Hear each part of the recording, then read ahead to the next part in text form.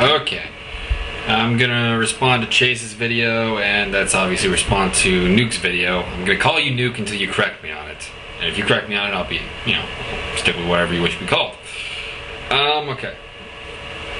First up, I'm also kind of disappointed that Fedor is not in the UFC right now, but you have to accept that there's blame on both sides' parts. Now, perhaps Fedor, in my opinion, is being unrealistic, or is his manager, whoever's handling demands for Fedor, if it's Fedor himself or if it's the management team or whatever, has to accept that no, the Red Devil fighters will not be signed to the UFC, with the exception of Alexander Emelianenko and maybe Roman Zensov. You don't really have a particularly good fight base in Red Devils. Correct me if I'm wrong. Semenov or Sulev is also there, but they've been in the UFC and kind of didn't fare too well. Not to say that they wouldn't fare well the second time around, but it can't be a big thing. Now the UFC at the same time is being very unrealistic with this whole idea of Fedor can't compete in combat sambo. And now, before people say this, that of course he shouldn't be able to compete in combat sambo, keep in mind that Fabricio Verdum, who it has been confirmed is still on a UFC contract, he's going to be fighting in December against Frank Mir, is the rumor, is being permitted to compete in submission grappling. And there's other examples of this. Matt Hughes, for example, and a couple others, they're allowed to participate in submission grappling.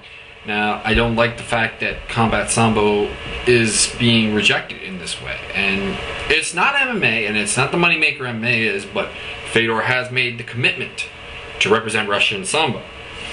And you should not, no one is in the position to tell him that that's not a worthwhile cause. It's not MMA, so it's not a conflict of interest.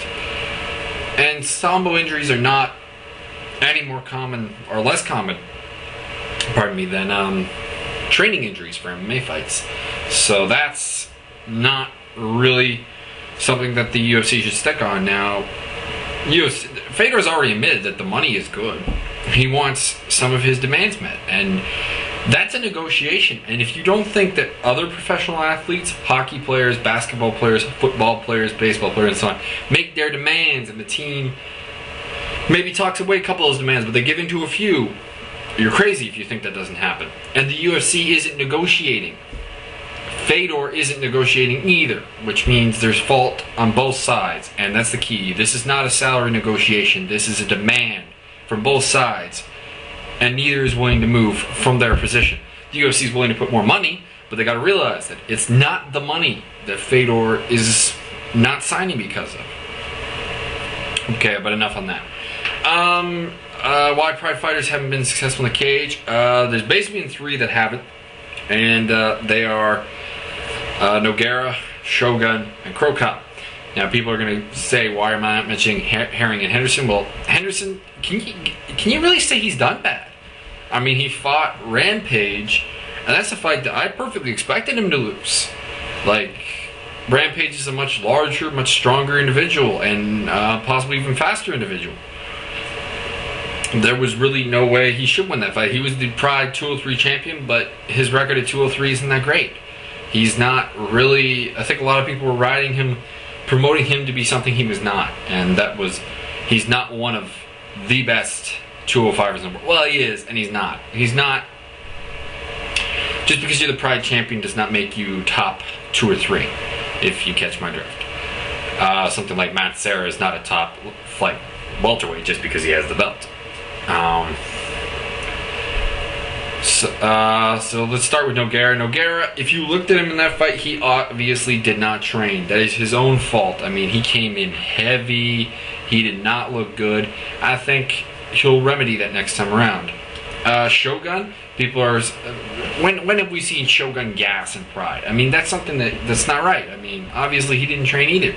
And I don't think he's trained since he broke his arm really all that well. I mean, he's trained, but not at the level he used to, and he needs to get back to that. And hopefully finally losing to Forrest Griffin will do that. We will have the Shogun of old back. That's my hope. And then there were people accusing him of doing steroids, but he's bigger now than when he was in Pride. So that claim doesn't really make a ton of sense, and steroids don't help your cardio. They hurt it, if anything. Okay. What else do I have to say here? UFC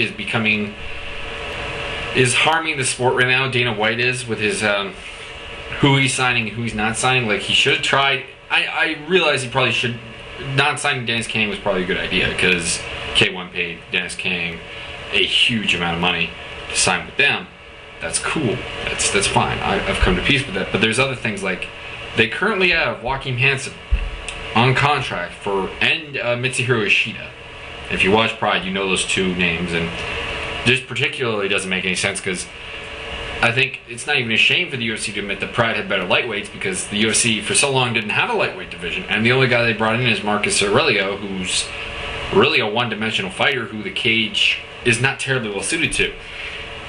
And I'll say that it's really a shame when they have those two guys on contract for reasonable sums of money. Let's put it this way, I don't know what Ishida is supposed to be making. It might be a little bit higher than it should. But Hansen, which the contract says $15,000 a fight, $15,000 to win. Do you really think that's an absurd amount? I mean, Marcus Aurelio is at $30,000 to fight, $30,000 to win. Sean Shirk's in 20-something, so it's a little less than Shirk. Shirk's underpaid anyways. It boggles my mind a little bit that they don't use these guys, that they don't sign some of these guys from the Pride division.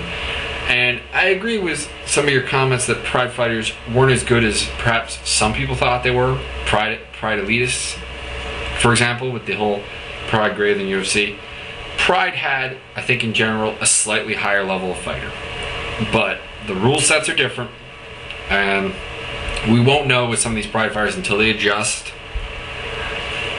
And I was hoping Shogun would be adjusted, but unfortunately my fear was confirmed when Shogun really wasn't the #1 light heavyweight in the world for quite some time, actually.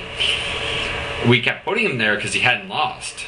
That was basically the only thing saving his ranking, because he did not look good against Kazuhiro Nakamura, Alistair Overeem, Cyril Diabate, Kevin Randleman. I guess kind of looked good against Randleman, but that was a short fight. But still, I think you catch my drift. Anyways, Chase, you have once again proved why I don't argue with you much. Peace.